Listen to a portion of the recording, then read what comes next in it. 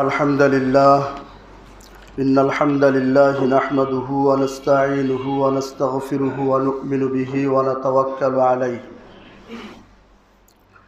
ونعوذ بالله من شرور أنفسنا ومن سيئات أعمالنا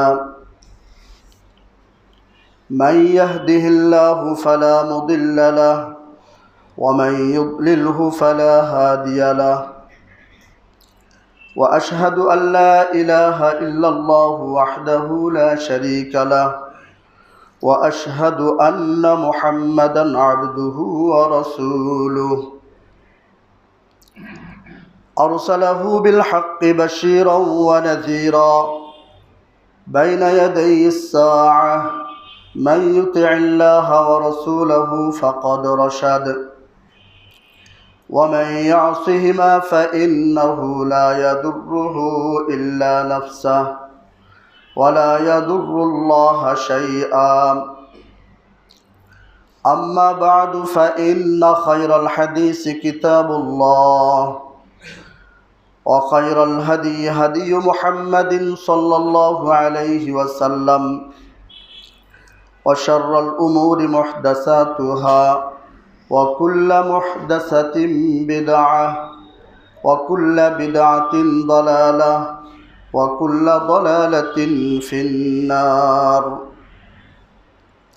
فقد قال الله تعالى في كلامه المجيد وفي الفرقانه الحميد أعوذ بالله من الشيطان الرجيم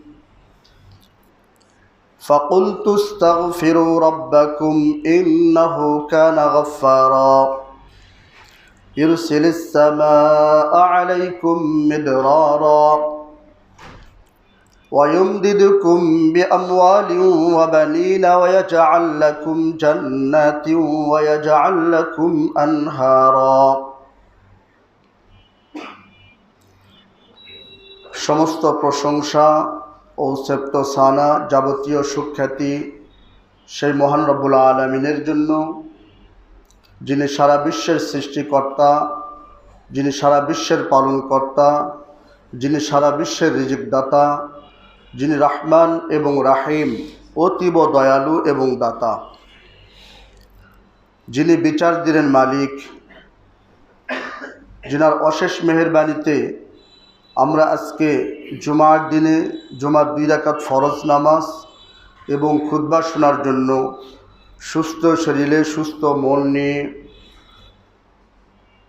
মসজিদে উপস্থিত হতে পেরেছি। এই জন্য সকলে বলি আলহামদুলিল্লাহ। অতঃপর দরুদ ও সালাম নবী মুহাম্মদুর রাসূলুল্লাহ সাল্লাল্লাহু আলাইহি ওয়াসাল্লামের প্রতি। আমি খুতবার শুরুতেই পবিত্র কালামে মাজিদের সূরাতুন নূহ এর 10, 11 এবং 12 নম্বর আয়াত তেলাওয়াত করেছি। আমার ইতিপূর্বে খুতবা ছিল, খুতবা প্রদান করেছিলাম, সেটি হলো তাওবাকারী, ক্ষমা প্রার্থনাকারী। এই আলোচনার অবশিষ্টাংশ আজকে ইনশাআল্লাহ আলোচনা করার প্রয়াস পাবো। ওমা তাওফীকি ইল্লা বিল্লাহ আলাইহি তাওয়াক্কালতু ওয়া ইলাইহি উনীব।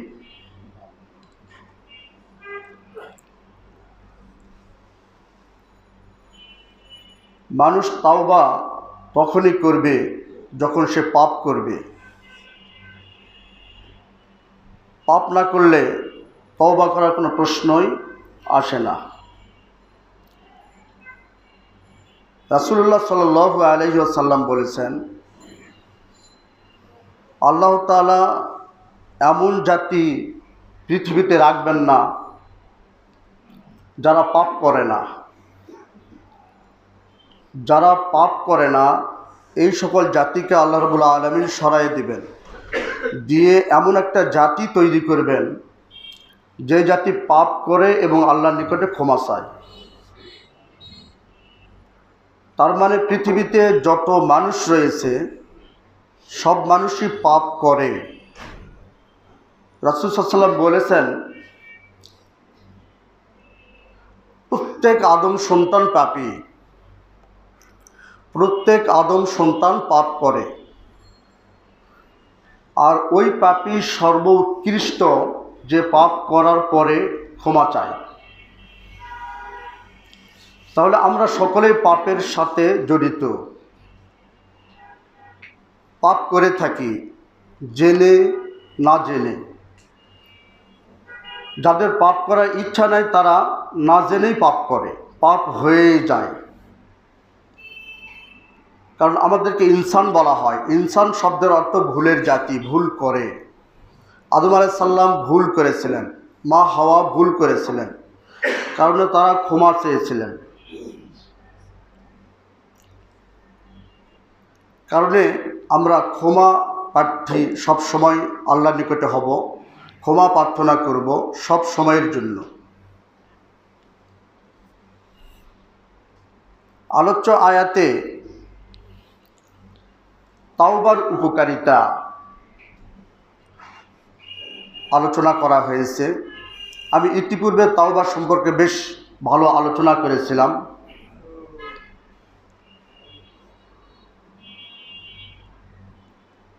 মানুষ পাপের দরুন, আল্লাহর দ্রোহিতার কারণে, অনৈসলামিক জীবনযাপনের কারণে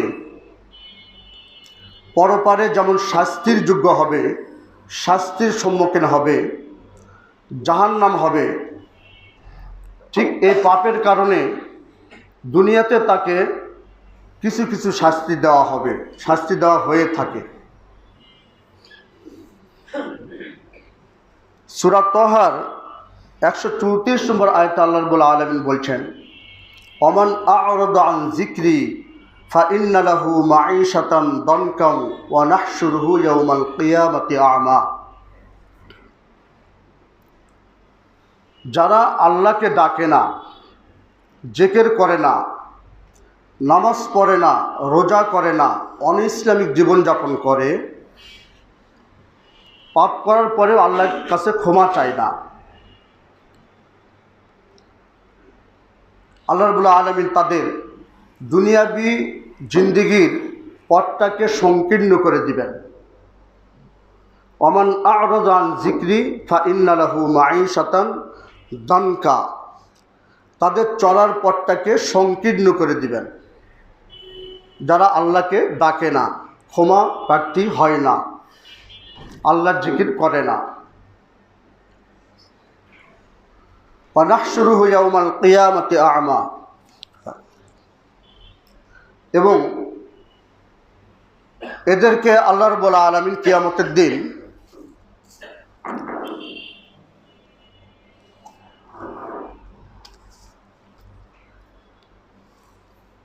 অন্ধ অবস্থায় উঠাবেন। এরা বলবে, ক্বালা রাব্বি লিমা হাশারতানি আ'মা, হে আল্লাহ আমরা তো অন্ধ ছিলাম না, ওয়াকাদ কুনতু বাসীরা, আমরা তো দেখতাম পৃথিবীতে, আমরা তো অন্ধ ছিলাম না, এখন কেন যেন দেখতে পাচ্ছি না আমরা। ক্বালা কাযালিকা আতাতকা আয়াতুনা ফানাসিতাহা ওয়া কাযালিকাল ইয়াওমা তুনসা। আল্লাহ রাব্বুল আলামিন বলবেন, আমার নিদর্শন, আমার আয়াত, আমার আলোচনা সব কিছুই তোমাদের সামনে ছিল পৃথিবীতে, তোমরা আমাকে ভুলেছিলে, আমাকে স্মরণ করনি, আমার পথে চলনি, পাপে নিমজ্জিত ছিলে। ক্বালা কাযালিকা আতাতকা আয়াতুনা ফানাসিতাহা, আমি আজকে তোমাদেরকে ভুলে গেলাম যেমন তোমরা পৃথিবীতে আমাকে ভুলেছিলে। আল্লাহু আকবার। আমরা যারা আল্লাহকে ভুলে জীবনযাপন করছি, আল্লাহ রাব্বুল আলামিন তেমনই কিয়ামতের দিন আমাদেরকে ভুলে যাবেন। সূরা তাহা আয়াত নাম্বার 134। তাহলে এই আয়াত দ্বারা প্রমাণ হয় যে একটা মানুষ যখন পাপ করে, পাপ করার পর ক্ষমা না চায়, আল্লাহর জিকির না করে, তো পরপারে যেমন ক্ষতিগ্রস্তের মধ্যে পড়ে যাবে, ইহকালেও তার ক্ষতিগ্রস্তের মধ্যে পড়ে যাবে। চাক্ষুষ আমরা অনেক কিছুই দেখতে পাই। আমাদের ভিতরে এমন মানুষ রয়েছে যারা মানে এই বিভিন্ন দিক থেকে পাপে জর্জরিত, সাংসারিক জীবনে বিপর্যয়, তার ছেলে মেয়ে নিয়ে বিপর্যয়, পারিবারিক নিয়ে বিপর্যয়, মানে কেমন যেন একটা বিভৎস অবস্থা। আবার নামাজও করি, রোজা করি, সব কিছুই করি।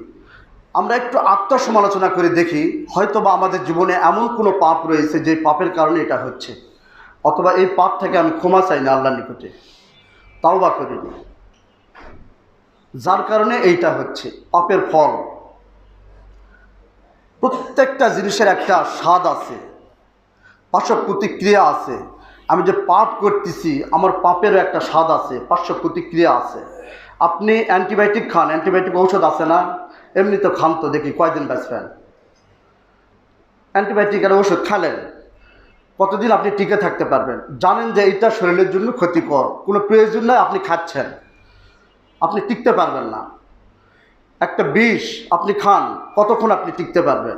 এটা জানে আপনি খালেন। তো এইটা যদি এইরকম হয়, তাহলে পাপটাও ঠিক এইরকম। তো আল্লাহ একটু সময় দিয়ে থাকে। সূরা ইব্রাহিম আল্লাহ রাব্বুল আলামিন বলছেন, ওয়ালা তাহসাবান্নাল্লাহা গাফিলান আম্মা ইয়া'মালুয যালিমুন ইন্নামা ইউআখিরুহুম লিয়াউমিন তাশখাসু ফীহিল আবসার মুহতিঈনা মুকনিঈ রুউসিহিম লা ইয়ারতাদ্দু ইলাইহিম তারফুহুম ওয়া আফইদাতুহুম হাওয়া। আল্লাহ জালিমদেরকে একটু সময় দিয়ে থাকেন, তারা পাপ করে তাদেরকে সময় দিয়ে থাকেন, সেই দিন পর্যন্ত সময় দেয় যেই দিন চক্ষুটা তাস লাগে যায়, অর্থাৎ চক্ষু যখন ঘোরাতে পারে না, অর্থাৎ মৃত্যুবরণ পর্যন্ত আল্লাহ রাব্বুল আলামিন, মৃত্যু পর্যন্ত আল্লাহ রাব্বুল আলামিন সময় দিয়ে থাকেন কাউকে কাউকে। আর কাউকে পৃথিবীতে একটু একটু করে দেখায় যে পাপের ফলটা কি। ঠিক পক্ষান্তরে কোনো ব্যক্তি যদি আল্লাহওয়ালা হয়, তাকওয়াবান হয়, পরহেজগারিতা হয়, ইমানদার হয়, আল্লাহ রাব্বুল আলামিন শেষ দিবসে তাকে পুরস্কৃত করবেন, দুনিয়াতেও তাকে পুরস্কৃত করবেন। বাস্তবেই দেখা যায় যারা একেবারে আল্লাহর উপর পুরা ঈমান রয়েছে, দুনিয়াবি খেয়াল খুশি নাই, তারা দেখেন যে এত সুন্দরভাবে চলাফেরা করতেছে, তাদের কামাই রোজগার খুব বেশি নাই, টাকা পয়সা খুব বেশি নাই, কিন্তু একেবারেই সুন্দরভাবে তারা চলাফেরা করতেছে। আমাদের চোখের সামনে আমরা অনেককেই দেখতে পাই, যাদের দেখার মতো শক্তি আছে তারা দেখে, আর যাদের দেখার মতো শক্তি নাই, শক্তিগুলো নষ্ট করেছে, তারা দেখতে পায় না। খতামাল্লাহু আলা কুলুবিহিম ওয়া আলা সামইহিম ওয়া আলা আবসারিহিম গিশাওয়া। যাদের অন্তর আল্লাহ খতম করে দিয়েছে, চোখের উপর আবরণ সৃষ্টি করেছে, কানের উপর আবরণ সৃষ্টি করেছে, তারা এগুলো দেখতে পায় না। তারা পুরাটাই বিপর্যয়ের মধ্যে পড়ে গেছে, তাদের অনুভূতি নাই, অনুভূতি নষ্ট হয়ে গেছে। আল্লাহ রাব্বুল আলামিন সূরা আরাফের ৯৬তম আয়াতে বলেন, ওয়ালাউ আন্না আহলাল কুরা আমানু ওয়ালাউ আন্না আহলাল কুরা আমানু ওয়াত্তাকাউ লাফাতাহনা আলাইহিম বারাকাতিম মিনাস সামাই ওয়াল আরদি। সূরা আরাফের ৯৬তম আয়াত। যদি জনপদের মানুষরা, যদি পৃথিবীর মানুষরা বা এই জনপদের মানুষরা কি করত? ঈমান আনত, আমানু ওয়াত্তাকাউ, এবং আমার উপর ভরসা করত, আল্লাহকে ভয় করত, লা ফাতাহনা আলাইহিম বারাকাতিম মিনাস সামাই ওয়াল আরদ, তাদের জন্য আসমান এবং জমিনের যত বরকত ছিল সব বরকত খুলে দিতাম। সুবহানাল্লাহ। কিন্তু আমাদের ঈমান নাই, আল্লাহর উপর তাকওয়া নাই, কারণে আল্লাহর প্রদত্ত বরকত আমরা পাই না, খুবই কম পাই। কারণ পৃথিবীটাকে নিয়ে আমরা এত বিপর্যয়ের মধ্যে রয়েছি, খালি খাও খাও খাও খাও পাও পাও এই অবস্থা, যে যেখানে যেভাবে পাচ্ছি খাচ্ছি, নিচ্ছি, লুটে ফুটে চাটে ফুটে খাচ্ছি। এটাতে হালাল না হারাম, এটাতে বরকত আছে না নাই, এটাতে আল্লাহ রাসূলের অনুমোদন আছে না নাই, আল্লাহর আদেশ আছে না নাই, নিষেধ আছে না নাই, কিছুই আমরা বাছ বিচার করছি না, কারণ এই বরকতটা আমরা পাচ্ছি না।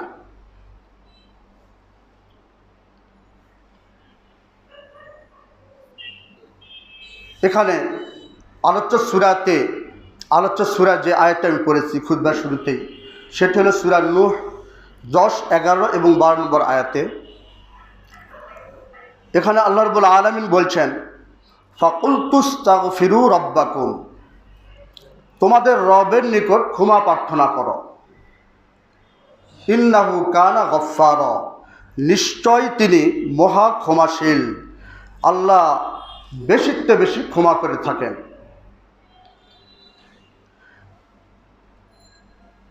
এর উপকারিতা কি? আমি আল্লাহর নিকটে ক্ষমা প্রার্থনা করলাম, এর উপকারিতা কি?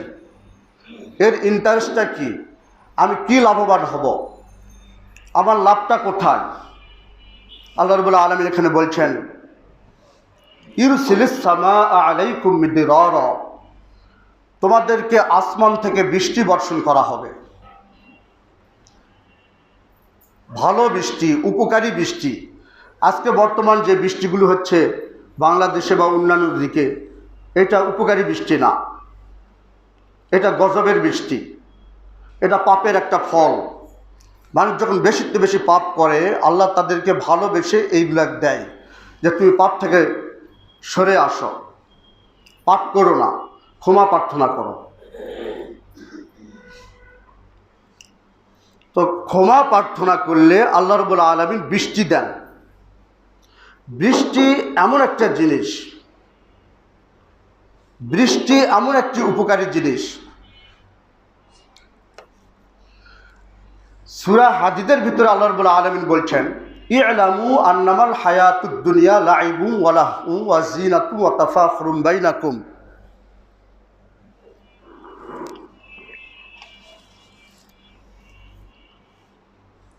ই'লামু আন্নামাল হায়াতুদ দুনিয়া লাইবু ওয়া লাহু ওয়া যিনাতু ওয়া তাফাখুরুম বাইনাকুম ওয়া তাকাসুরুম ফিল আমওয়ালি ওয়াল আওলাদ কামাসালি গায়িস। পুরা পৃথিবীর একটা চক্র দিয়েছেন এখানে, পুরা পৃথিবীর একটা মানচিত্র এই আয়াতে আল্লাহ রাব্বুল আলামিন দিয়েছেন। তোমরা জেনে রাখো, ই'লামু, তোমরা জেনে রাখো, আন্নামাল হায়াতুদ দুনিয়া লাইবুন ওয়া লাহু ওয়া যিনাতু ওয়া তাফাখুরুম বাইনাকুম ওয়া তাকাসুরুম ফিল আমওয়ালি ওয়াল আওলাদ। একটা মানুষের কৈশোর জীবন, যৌবনের জীবন এবং বার্ধক্য জীবন, তিনটা জীবনতে একটা মানুষের আসে। একেবারে পিচ্চি বাচ্চা কৈশোর জীবন, তারপরে যৌবনের জীবন, তারপরে বার্ধক্য জীবন। তিনটা জীবনের মানুষের কাজের ধরন তিনটা থাকে। আমার কিন্তু আলোচ্য বিষয় তাওবা নিয়ে, আমি এর বাহিরে যাইনি, আনুষঙ্গিক আলোচনা করতেছি। ইনশাল্লাহ এই আলোচনার উপরেই থাকব। হয়তো আজকে শেষ না হলে পরবর্তী খুতবায় আলোচনা করা হবে। একটু মনোযোগ দিয়ে আমরা একটু শুনি, জানাই আছে আমাদের, তারপরে আলোচনা।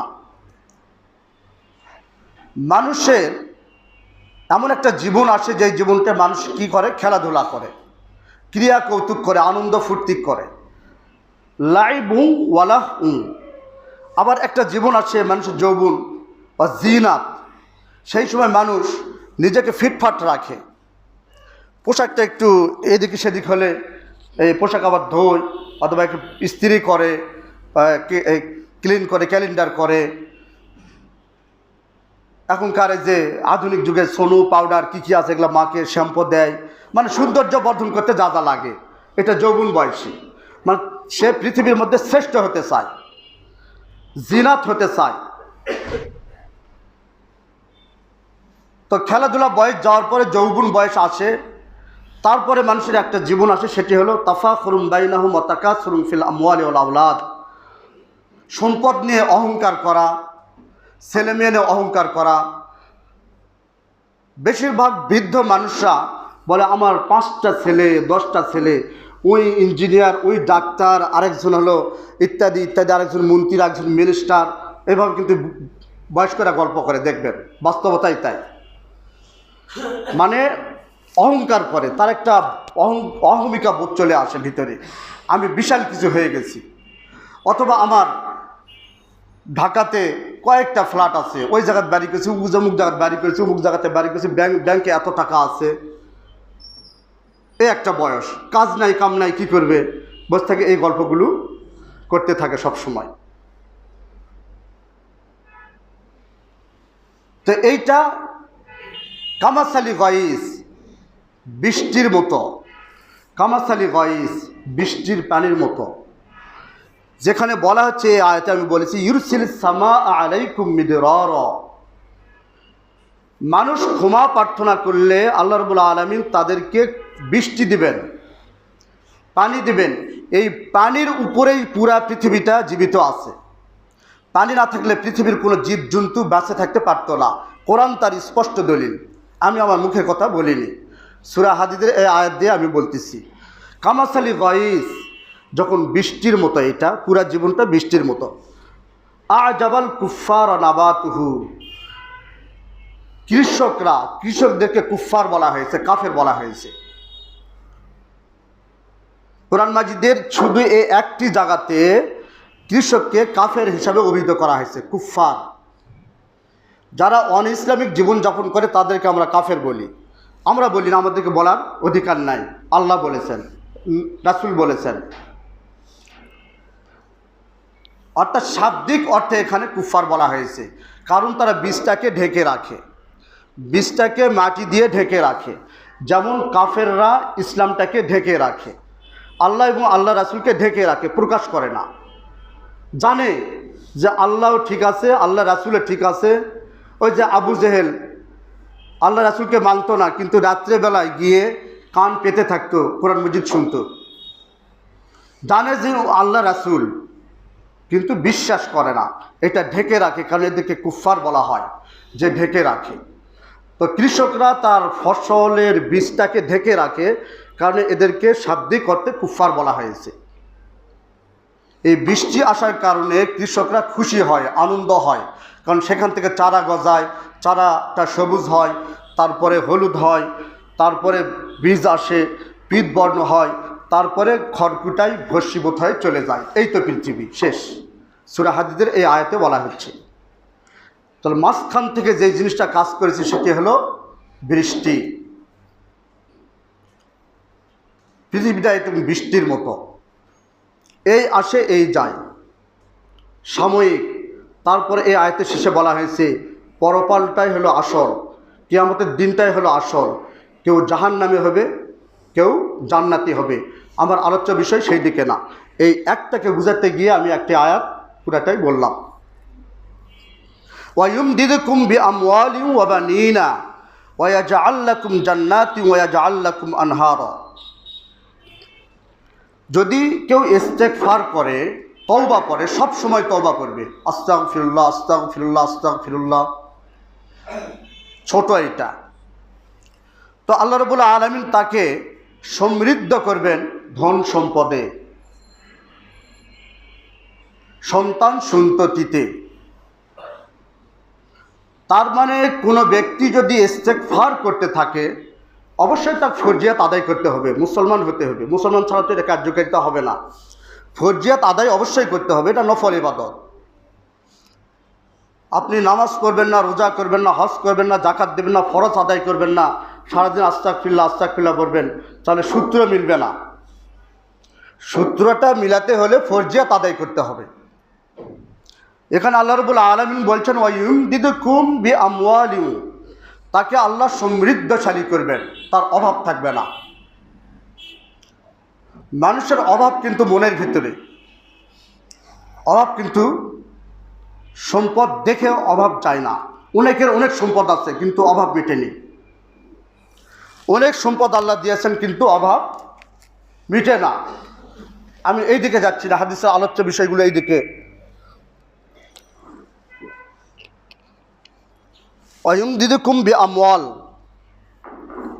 এখানে সমৃদ্ধ করবেন, দুইটা বিষয় আছে। সমৃদ্ধটা দুইটা ভাবে হয় মানুষের। একটি হলো আপনার যে সম্পদটা আছে, 1 টাকা সম্পদ বা 10 টাকা, আপনার 10 টাকা আছে আপনার পকেটে, এই 10টা টাকায় পকেটে আছে, এই 10 টাকা আপনার খরচ হচ্ছে না, প্রয়োজন লাগতেছে না, এটা কিন্তু আপনার বরকত হচ্ছে। ওয়ায়ুমদিদকুম বিআমওয়াল,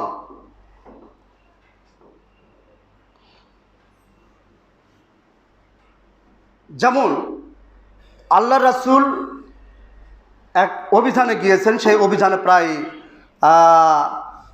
600-700 সাহাবে একরাম ছিলেন। সেখানে পানি নাই, পানির প্রয়োজন। এক সাহাবী বললেন, হে আল্লাহ রাসূল, আমার কাছে এক পাত্র পানি আছে, এক পাত্র, ছোট একটা পাত্র। তো আল্লাহ রাসূল বললেন, এটা নিয়ে আসো। আল্লাহ রাসূল এই পাত্রের ভিতরে হাত দিলেন। হাত দেওয়ার পরে পাত্রটা উপর করলেন, কাত করলেন আর কি।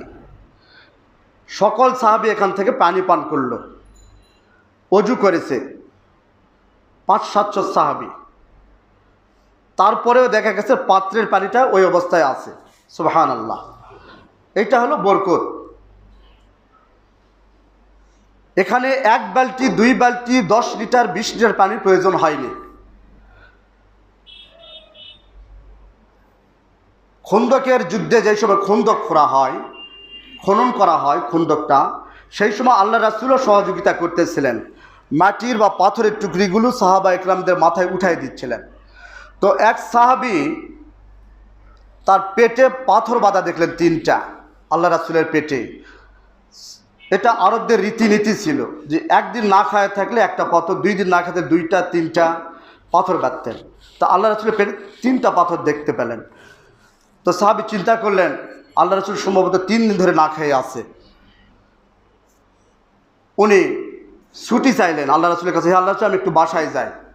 আল্লাহ রাসূল বললেন, যাও।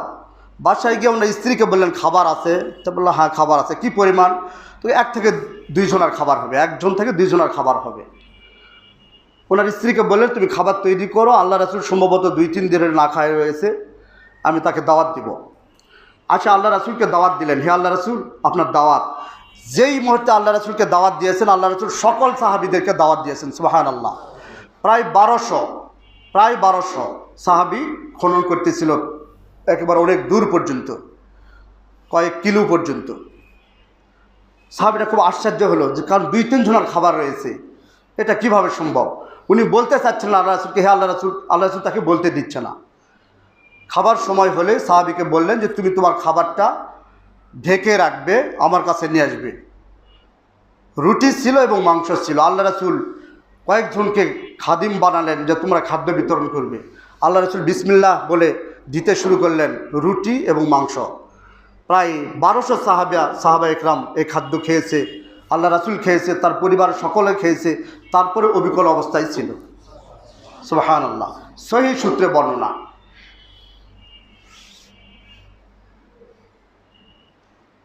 এইটা হলো বরকত, বৃদ্ধি। আমাদেরও এমন পরিবার রয়েছে যেই পরিবারের আয় রোজগার খুবই কম, কিন্তু টুকটুক টুকটুক করে চলতেইছে। এটা দিয়েই কোটি কোটি মানুষ, কোটি কোটি টাকা যার আছে তার চাইতে ভালো চলতেছে, আলহামদুলিল্লাহ। ওয়ায়ুমদিদকুম বিআমওয়াল, আরেকটি হলো সম্পদ বেশি দিয়ে, আরেকটি হলো সম্পদ বেশি দিয়ে, যা আছে তার থেকে দ্বিগুণ দ্বিগুণ দ্বিগুণ বেশি হতে, বেশিতে বেশি আছে।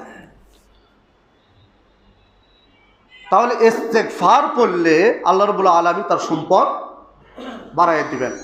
আপনার সম্পদ নাই, আপনি খালি ধাউ পাউ করতেছেন। আমাদের আঞ্চলিক ভাষায় আমি বললাম, আল্লাহর কাছে আপনি চাচ্ছেন না, আল্লাহর কাছে আমি চাচ্ছি না। যেখানে চাওয়ার জায়গা সেখানে আমি চাচ্ছি না। সারা রাত ঘুম পাড়তেছি, আল্লাহর কাছে সে সাথে উঠে চাচ্ছি না, কাঁদিচ্ছি না। হলো চাওয়ার জায়গায় না চেয়ে খালি দৌড়াদৌড়ি করতেছি, খালি দৌড়াদৌড়ি করতেছি, পাচ্ছি না, হাই হুতাশ করতেছি। আসলে আমরা আসল জায়গাতে আসতেছি না, চেষ্টা করতেছি না। রাসূল সাল্লাল্লাহু আলাইহি সাল্লাম বলেছেন, যে ব্যক্তি রাত্রে উঠে, যে ব্যক্তি রাত্রিবেলা উঠে অজু লাগবে না, এমনি প্রস্রাব করবা উঠেছেন, অথবা এমনি ঘুম থেকে উঠেছেন, উঠে বলবে লা ইলাহা ইল্লাল্লাহু ওয়াহদাহু লা শারীকা লাহু লাহুল মুলকু ওয়া লাহুল হামদু ওয়া হুয়া আলা কুল্লি শাইইন কাদির, সুবহানাল্লাহ, আলহামদুলিল্লাহ, ওয়া লা ইলাহা ইল্লাল্লাহু আল্লাহু আকবার, ওয়া লা হাওলা ওয়া লা কুওয়াতা ইল্লা বিল্লাহ, আল্লাহুম্মা গফিরলি। এই যে ক্ষমা সালাম, আল্লাহুম্মা গফিরলি। রাসূল সাল্লাল্লাহু আলাইহি ওয়াসাল্লাম বলছেন, যেই ব্যক্তি এই দোয়াটা রাত্রে উঠে পড়বে, এই দোয়া পড়ার পরে আল্লাহর কাছে যা চাবে আল্লাহ তাকে তাই দিয়ে দেবে, সুবহানাল্লাহ। এমনকি এই ব্যক্তি অজু করে 2 রাকাত নামাজ পড়লে আল্লাহ রাব্বুল আলামিন তার নামাজ কবুল করে নেবেন, সুবহানাল্লাহ। আমরা তো ইস্তেগফার করতে বুঝি না, জায়গা মতো করতে হবে, সূত্র মিলাতে হবে, চেষ্টা করতে হবে। হ্যাঁ, সব সময় আমার ইস্তেগফার করব, রাস্তাঘাটে চলতে ফিরতে আমার মুখ সব সময় জিকিরে মশগুল থাকবে। কাজ কেন হচ্ছে না সেই জন্য আমি কথাগুলো বলছি, যে কাজের জায়গায় কাজ করতে হবে, সূত্রটা মিলাতে হবে। যদি সাহাবা আজমাইনরা পায় তাহলে আমরা কেন পাবো না? আমরা তো সেই রাসূলেরই উম্মত, আমরা তো সেই কোরআনই পড়ি, সেই হাদিসই পড়ি। এরপর আল্লাহ রাব্বুল আলামিন বলছেন অবানিনা, তাকে সন্তান সন্ততিতে বৃদ্ধি করা হবে, সন্তান বেশি করে দেওয়া হবে। সন্তান বেশি করে নিতে হলে শারীরিক ফিটনেস ভালো থাকা লাগবে।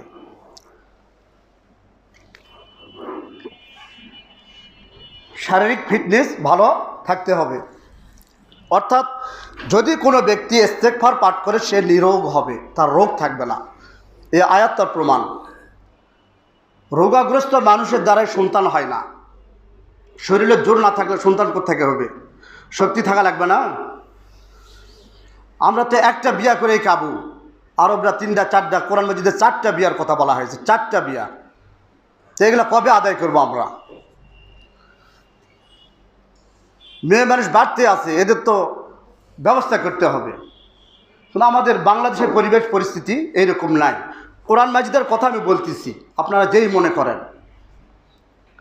বাংলাদেশ পরিবেশ পরিস্থিতিটা একটা স্ত্রীর পর আরেকটা স্ত্রী নিতে গেলে খুব ঝামেলার মধ্যে পড়তে হয়, কারণ আমরা করি না। সামাজিকতা আছে, আবার অর্থনৈতিক অবস্থা রয়েছে।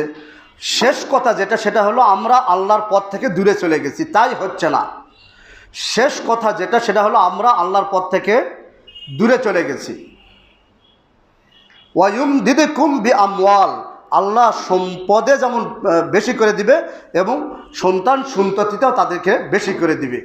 ডাক্তারের কাছে যাওয়া লাগবে না, আপনি ইস্তেগফার পড়েন, এই ঈমানটা আপনার ভিতরে ঢুকান।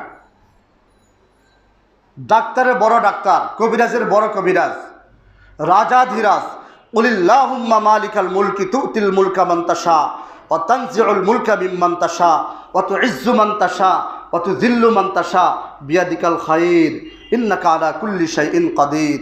আল্লাহ কাউকে ইচ্ছা করলে রাজত্বেরই দেয়, কাউকে ইচ্ছা করলে তার কাছ থেকে রাজত্বেরই কেড়ে নেয়। আল্লাহ কাউকে ইচ্ছা করলে ইজ্জত দান করেন, কাউকে ইচ্ছা করলে বেইজ্জতি করেন। যাবতীয় ভালাই আল্লাহর কাছে। আল্লাহ কিন্তু খায়রের ফাইল, ভালোর ফাইল, ভালোই আল্লাহ করে, খারাপ কখনো করে না। আল্লাহ সর্বশক্তিমান, আল্লাহ সর্বশক্তিমান, এই বিশ্বাসটা ভিতরে ঢুকাতে হবে।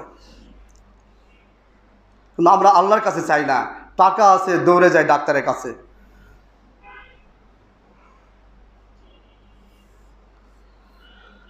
ওয়াজাআল লাকুম জান্নাত, 3 নম্বরে এই আয়াতে বলা হয়েছে আল্লাহ রাব্বুল আলামিন তাদেরকে জান্নাত দেবেন। জান্নাত মানে বাগ বাগিচা। এখানে জান্নাত বলতে মৃত্যুর পরে যে জান্নাত সেইটা বলা হয়নি, অথবা সেই জান্নাতও এবং পৃথিবীতেও তাকে বাগ বাগিচা দিবেন। জান্নাত, ওয়াজাআল লাকুম জান্নাত। একটা মানুষ সবচেয়ে বেশি সুখী হতে হলে তার বাগিচাও দরকার লাগে, বাগানেরও দরকার লাগে। আমের গাছ, জামের গাছ, মানে গাছের শেষ নাই। সমৃদ্ধশালী হতে হলে যা লাগে এটাও আল্লাহ দিয়ে দেবেন। এরপরে আল্লাহ রাব্বুল আলামিন বললেন ওয়াজাআল লাকুম আনহার, তাকে প্রবাহিত নদী নালা দেওয়া হবে। অর্থাৎ এগুলা সেচেরও ব্যবস্থা করতে যেন পারে, তারা সেচের ব্যবস্থা তাদের করতে হবে, নাহলে গাছগাছালি কেমনে বাঁচবে? তাহলে একটা ইস্তেগফারের উপরে কতগুলো জিনিস নির্ভরশীল, দেখেন কতগুলো জিনিস আমাদের জন্য লটকানো রয়েছে, আমাদের জন্য ওয়েট করতেছে, অপেক্ষা করতেছে, কিন্তু আমরা এগুলো নিতে পারতেছি না, ধরতে পারতেছি না। নদী নালার কি প্রয়োজন? একটা মানুষ সুখী সমৃদ্ধ জীবনযাপন করতে নদী নালারও প্রয়োজন আছে। কোরআন মাজিদে সূরা সাবা রয়েছে। আমি এই বিষয়ে ইনশাআল্লাহ পরবর্তী আলোচনা করব, আজকে সময় শেষ। একই বিষয়ে ইনশাআল্লাহ আলোচনা হবে ইনশাআল্লাহ। যতটুকু বলার চেষ্টা করব কোরআন এবং হাদিস থেকে, বাইরে কোনো কথা বলবো না, কারণ আমি খুব বেশি জানি না, কম জানি, ছোট মানুষ, বেশি বলতে গেলে ভুল হবে, ভুল যেন না হয়। যা আছে শাব্দিক অর্থগুলোই বলে যাব। সাবা জাতি পৃথিবীর মধ্যে এত সমৃদ্ধশালী ছিল যে তাফসিরে বলা হয়েছে যে খালি একটা টুকরি মাথায় নিয়ে কেউ যদি 1 থেকে 1.5 কিলো রাস্তা যাইতো, তাহলে তার টুকরিটা ফলমূলে ভরে যেত। তাহলে কী পরিমাণ ফলমূল তাদের সেই সময় ফসল ফলাতো বা হতো। খালি একটা টুকরি মাথায় নিয়ে গেলে টুকরিটা গাছ থেকে ফল করে ভরে যেত, আর পরে যাওয়া ফলগুলো কেউ খাইতেও না। তাদের এই সমৃদ্ধশালী হওয়ার পিছনের কারণটা হলো এই নদী নালা। আবার এই নদী নালাই তাদেরকে শেষ করে দিছে, বিপর্যয় সৃষ্টি করে দিছে। আল্লাহর কথা শোনেনি, তারা আল্লাহর বিরোধিতার কাজ করেছে, রাসূলকে অপমানিত করেছে, কারণে এই নদী নালায় তাদেরকে শেষ করে দিছে। এই ঘটনার দিকে আমি যাচ্ছি না। আল্লাহ রাব্বুল আলামিন তাদেরকে ইঁদুর লাগিয়ে দিছিল, তারা বাঁধ দিছিল। বাঁধে 3টা পাইপ ছিল, একটা উপরে, একটা মাঝখানে, একটা নিচে। পানির স্তর অনুযায়ী পাইপগুলো ছেড়ে দিত এবং তাদের ফসলগুলো সেচের ব্যবস্থা করত। এটা তাদের গর্ব ছিল, অহংকার ছিল। আল্লাহ রাব্বুল আলামিন ইঁদুর লাগিয়ে দিয়ে এই বাঁধটা শেষ করে দেয়। ইঁদুর দিয়ে তাদের ধ্বংস করা হয়েছে। তারা এই ইঁদুরকে মারার জন্য বিড়াল নিয়ে এসেছিল। সূরা সাবার ভিতরে আপনার তর্জমাই করবেন। তো যেই বিড়ালটা মানুষরা ছেড়ে দিয়েছে, ওই বিড়ালকে ইঁদুরই খায় ফেলতেছে। ইঁদুর কি বিড়াল খায়? এই ইঁদুরটা বিড়ালও খাইছিল। মানুষের বিড়াল আল্লাহর ইঁদুরের সাথে পারে? ধ্বংস করে দিছে। আল্লাহ কোনো জাতিকে ধ্বংস করে দিতে বেশি সময় লাগে না। নমরুদকে ধ্বংস করেছে মশা, আব্রাহাকে ধ্বংস করেছে পাখি। পোড়া মাটি একেবারে মাসকালাইয়ের মতো। তাফসিরে কোনো তাফসিরে লেখা আছে মাসকালাই একটু লম্বাটে, মসুর কালাই বা মাসকালাই যেটা, এটা আমরা দেখেছি এই মতো, প্রায় এই মতো ছোটে 2 পায়ে 2টা নিয়ে এসে খালি ছেড়ে দিছে। যার উপরে যেটা পড়ে গেছে সে ছেদ করে চলে গেছে, একবারে মাথার উপরে গেছে, একবারে পুরা শরীর ছেদ করে পড়ে চলে গেছে। এটা হলো আল্লাহর গজব। নাফরমানি করতে করতে করতে করতে একটা জাতিকে এভাবে ধ্বংস করে দেওয়া হয়েছে। আল্লাহ রাসূল আমাদের জন্য দোয়া করে গেছেন, তাই আমাদের ধ্বংস হচ্ছে না। যে পরিমাণ নাফরমানি আমরা করতেছি আজকে বর্তমান সময়ে, এই কারণে আমরা ইস্তেগফার পাঠ করব সকলেই। আস্তাগফিরুল্লাহ আস্তাগফিরুল্লাহ আস্তাগফিরুল্লাহ, অথবা আস্তাগফিরুল্লাহ ওয়া আতুবু ইলাইহি, অথবা আস্তাগফিরুল্লাহাল্লাযী লা ইলাহা ইল্লা হুয়াল হাইয়ুল কাইয়্যুম ওয়া আতুবু ইলাইহি, অথবা সাইয়্যিদুল ইস্তিগফার আল্লাহুম্মা আনতা রাব্বি লা ইলাহা ইল্লা আনতা খালাকতানি ওয়া আনা আবদুকা ওয়া আনা আলা আহদিকা ওয়া ওয়া'দিকা মাসতাতা'তু আউযু বিকা মিন শাররি মা সানা'তু আবুউ লাকা বিনি'মাতিকা আলাইয়া ওয়া আবুউ বিযামবি ফাগফিরলি। কোথাও দেওয়া আছে ফাইন্নাহু, কোথাও দেওয়া আছে ইন্নাহু, অর্থের কোনো সমস্যা নাই। ইন্নাহু লা ইয়াগফিরুয যুনুবা ইল্লা আনতা। সব সময়ের জন্য আমরা পাঠ করব ইনশাআল্লাহ। আল্লাহ রাব্বুল আলামিন তৌফিক দান করলে এই বিষয়ের উপর আগামীতে ইনশাআল্লাহ আলোচনা করা হবে। বারাকাল্লাহু লানা ওয়া লাকুম ফিল কুরআনিল আযীম ওয়া নাফা'না ওয়া ইয়্যাকুম বিল আয়াতি ওয়াজ যিকরিল হাকীম। আস্তাগফিরুল্লাহ লি ওয়া লাকুম ওয়া লিসাইরিল মুমিনিন ফাস্তাগফিরুহু ইন্নাহু হুয়াল গফুরুর রহিম।